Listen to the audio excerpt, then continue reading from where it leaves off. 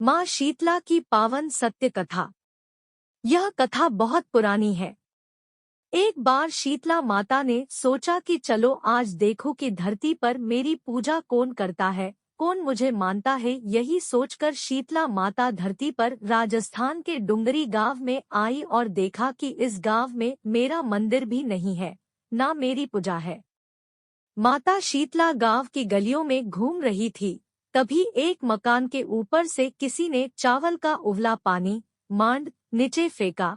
वह उबलता पानी शीतला माता के ऊपर गिरा, जिससे शीतला माता के शरीर में छाले फफोले पड़ गए। शीतला माता के पूरे शरीर में जलन होने लगी। शीतला माता गांव में इधर उधर भाग भाग के चिल्लाने लगी, अरे मैं जल गई, मेरा शरीर तप रहा है, जल रहा है, कोई मेरी मदद करो।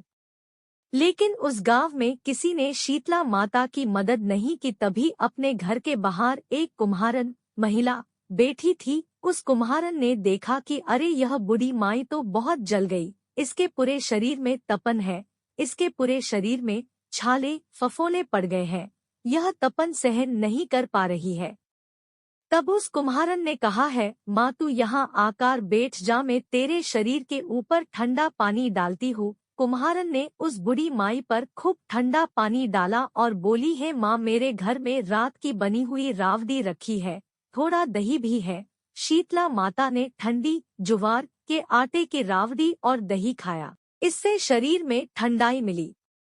तब उस कुम्हारन ने कहा, आ माँ बैठ जा, तेरे सिर के बाल बिखरे हैं, ला मैं तेरी चोटी गुथ देती हूँ। और कुम्हारन माई की चोटी गूंथने हेतु कंघी काकसी बालों में करती रही। अचानक कुम्हारन की नजर उस बूढ़ी माई के सिर के पीछे पड़ी तो कुम्हारन ने देखा कि एक आंख वालों के अंदर छुपी है। यह देखकर वह कुम्हारन डर के मारे घबराकर भागने लगी। तभी उस बूढ़ी माई ने कहा, रुक जा बेटी, तो डर मत, मैं कोई भूत प्रेत नहीं हूँ, मैं शीतला देवी हूँ। मैं तो इस धरती पर देखने आई थी कि मुझे कौन मानता है, कौन मेरी पूजा करता है। इतना कह माता चार भुजा वाली हीरे जवाहरात के आभूषण पहने, सिर पर स्वर्ण मुकुट धारण किए अपने असली रूप में प्रकट हो गई। माता के दर्शन कर कुम्हारन सोचने लगी कि अब मैं गरीब इस माता को कहाँ बिठाऊं। तब माता बोली है, बेटी तू किस सोच में पड़ गई। तब उस कुम्हारन ने हाथ जोड़कर आंखों में आंसू बहते हुए कहा है, माँ मेरे घर में तो चारों तरफ दरिद्रता है, बिखरी हुई है, मैं आपको कहाँ बैठाऊं। मेरे घर में ना तो चौकी है, ना बैठने का आसन। तब शीतला माता प्रसन्न होकर उस कुम्हारन के घर पर खड़े हुए गधे पर बैठकर एक हाथ में झाड़ू दूसरे हाथ में डलिया लेकर उस कुम्हारन के घर की दरिद्रता को झाड़कर डलिया में भरकर फेंक दिया और उस कुम्हारन से कहा है, बेटी मैं तेरी सच्ची भक्ति से प्रसन्न हूँ, अब तुझे जो भी चाहिए मुझसे वरदान मांग ले।